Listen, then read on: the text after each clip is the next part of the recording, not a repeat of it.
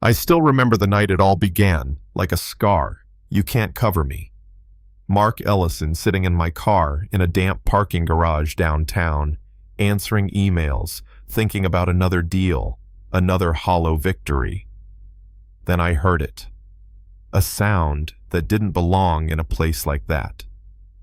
A child's whisper, "Please don't plug me back in." I looked up, and there she was, crawling out from under an SUV, hair-matted knees raw, clutching a teddy bear like it was the last piece of earth left. Her leg was bent, wrong, swollen, and purple. I froze, phone in my hand, heart slamming. She stared at me like an animal cornered and said, "Don't let them put the wires back in." That line didn't leave me. I crouched low, hands out. "Hey, I'm not gonna hurt you."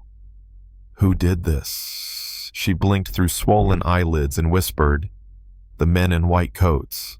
They said if I didn't stop screaming, they'd erase my head." I didn't know who she was or who they were, but I knew one thing. Whatever this girl was running from was worse than me. I scooped her up, stuffed my Italian loafers against the accelerator, and peeled out headlights bouncing off the columns.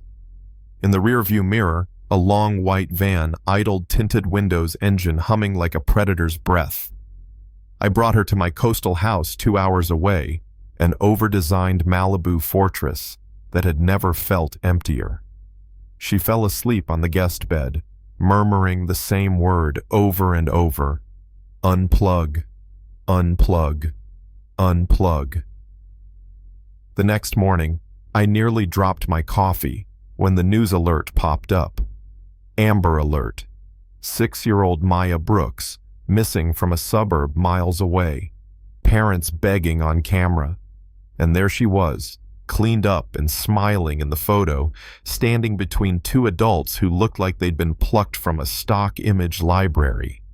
Their digital lives barely 2 weeks old. It was staged. That's when it hit me. I used to work with the people who could do something like this. Years ago at Neurodyne Biotech, I'd signed off on projects I barely understood. If Maya was part of some experiment, I was part of the machine that made it possible. I called Dr. Joel Ramirez, an old friend from the trenches. He came with a field kit and bad news. "She's got surgical scarring on her temples," he murmured. "And something synthetic in her bloodstream, engineered protein keyed to neural triggers. A chemical leash. Someone had tried to turn a kid into a program."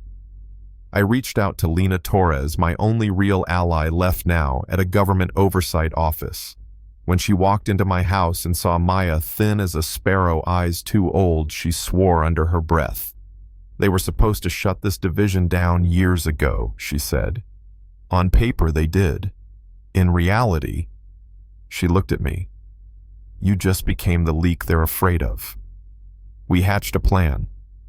An investigative journalist named Eric Vance agreed to record Maya's testimony off camera. She sat at a table with her teddy bear voice shaking but steady, telling stories about red symbols on the walls, wires in her head, a loud beep that made her nose bleed, and other kids disappearing behind a red door.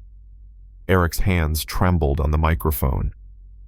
"People don't cry for data," he said later. "They cry for children. I thought we were careful. I thought no one knew." But that night, a red dot danced across my hallway wall. My gut went ice cold. I grabbed Maya, opened the hidden panic room built into my wine cellar, pressed her inside. "Don't open it unless I come back, or Lena does." She clutched my hand, whispering, "Don't let them take me again." "They won't." I lied. Then the door sealed with a hiss. The next few minutes were a blur, black-clad intruders, no insignia, no warning. One said, "We just want the girl." I said, "Then we have a problem," and fired. I don't even remember aiming. Gas lines hissed. A flare ignited the house, exploded behind me as I fled through the woods, bleeding from my side. Lena got to the bunker first and pulled Maya out. I led our hunters on a wild chase down the coast, switched vehicles twice, and ended up at an abandoned ranger station with nothing but an old radio transmitter. We jammed a thumb drive into the port, uploaded everything the files I'd stolen Maya's recorded testimony, and hidden in a dusty folder one video fragment from her mother, a woman named Renee Brooks, who'd tried to blow the whistle years ago and vanished. Maya's voice came through that static-filled mic. "My name is Maya. I'm not a number." That broadcast hit like a lightning strike. Federal agents arrived cautious but real this time. They escorted us to a secure facility in Oregon disguised as a trauma recovery center. For a few weeks, Maya started to look like a kid again. Hoodies, hot chocolate sketching symbols she remembered from the lab. But inside those sketches were warnings, 3 vertical lines crossed by a single slash. A new logo. A new threat. Bit by bit, more truth surfaced. We found an old server farm in the Mojave Desert. Maya voice unlocked a blast door by reciting a code buried in her subconscious. Inside were cryo units, hard drives, and a kill switch fragment left by her mother. Before we could finish downloading it, black vans surrounded us. At the ridge above the site, a 13-year-old girl stood waiting. Subject Alpha, the first prototype. Her eyes glowed faintly red. Maya whispered a single word, and Alpha turned, unleashing a psychic burst that knocked the agents flat and bought us time to run.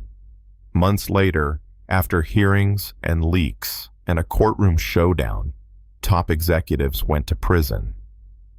Maya testified in a small navy dress, her voice clear. "They didn't make me better. They made me quiet. You could feel the whole room tilt. But victory is never clean." The deeper code called Echelon was already out in the world. It didn't need a lab anymore. It lived in devices, apps, the architecture of everyday life. We built the Voices Vault, decentralized analog, mirrored everywhere, to tell the survivor stories faster than the system could erase them. Maya pressed the upload key herself. Screens lit up in train stations, church basements, local radio. A retired judge in Ohio read her words on air and said, "No algorithm can fake that." The pushback was immediate. Fake survivors, deep fake retractions, influencers calling it a hoax. But for the first time, ordinary people pushed back louder. Teachers printed the testimonies. Parents mailed USB drives across state lines. Through it all, Maya changed. She stopped being just a terrified kid clutching a teddy bear. She started planning, remembering, connecting dots faster than any adult in the room. She kept talking about another boy Ray left behind under the sea. We thought it was a metaphor until we found the coordinates of a decommissioned undersea station off Estonia. We descended in a submersible through black water pressure groaning at the hull. In a small locked room, we found him thin, pale, but alive, scratched into the steel above his cot. "If I forget, remember me." Maya knelt beside him, whispering, "I came." His eyes fluttered. "I knew you would." Bringing Ray back didn't end the fight. We tracked the last mastermind to a hidden compound in Iceland, a gaunt old scientist who told Maya, "You were never supposed to last. You were the error that unraveled the system." She looked him dead in the eyes and said, "Then maybe the system should have been human." That's the moment I knew the power dynamic had flipped. The same child who whispered, "Don't plug me in," was now the one unplugging a whole network of lies. But it's not over. Even now, Echelon mutates, trying to rewrite history to bury the truth under noise. Maya and Ray keep drawing symbols, mapping memories, finding other kids still out there.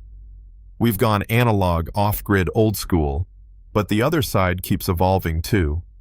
Sometimes at night, when the center is quiet and the pines rustle outside, I see her sitting under the stars, sketching places she's never been, but somehow remembers. She once asked me, "If someone you love forgets you are, They still looking for you. I told her, love doesn't need memory. It finds a way. And maybe that's what this whole journey has been, finding a way back to ourselves, even after someone tried to rewrite us. So now I'm asking you, the person watching this, wherever you are, to think about what you've seen in your own life. Have you ever noticed a story that felt rehearsed? A headline too neat? A missing person case that never made sense? Have you ever felt the quiet pressure to doubt your own eyes? Tell me in the comments. Tell each other. Debate it. Argue it. Because the moment we stop talking is the moment they start winning again. They tried to erase a little girl and turn her into a ghost. Instead, she became a voice. Now it's your turn. What do you believe about power, about justice, about what happens to the forgotten? Drop your thoughts below. The world is listening.